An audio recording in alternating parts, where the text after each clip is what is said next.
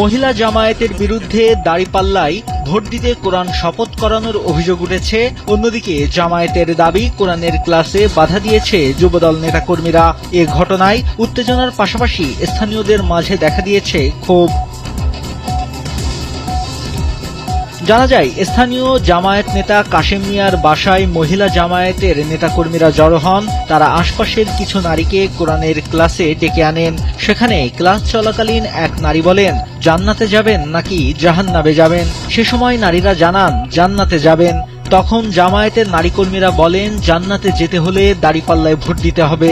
এ কথা শুনে প্রতিবাদ করেন সেতারা বেগম নামে এক নারী। তিনি চিৎকার করে বলেন, এই ক্লাসে দাঁড়িপাল্লায় ভোট দিতে নারীদের কোরআন শপথ করানোর চেষ্টা করা হচ্ছে। স্থানীয় যুবদলের আহ্বায়ক ইকবাল হোসেন সহ কয়েকজন নেতাকর্মী ঘটনাস্থলে আসেন। প্রথমে তারা কোরআনের কিছু সূরা কেরাত বলিয়া পরে আমাদেরকে বলতেছে জান্নাতে যাবেন না জাহান্নামে যাবেন। আমরা বলতেছি জান্নাতে যাব। তো জান্নাতে গেলে আপনারা দাঁড়িপাল্লায় ভোট দিতে হবে। আল্লাহ কোরআনের সাক্ষী করে বলেন আপনারা দাঁড়িপাল্লায় ভোট দিবেন কিনা। আমি তারপর তাদের সাথে বিতর্কে গেলাম। আমার ভোট আমি দেব, যাকে খুশি তাকে দেব।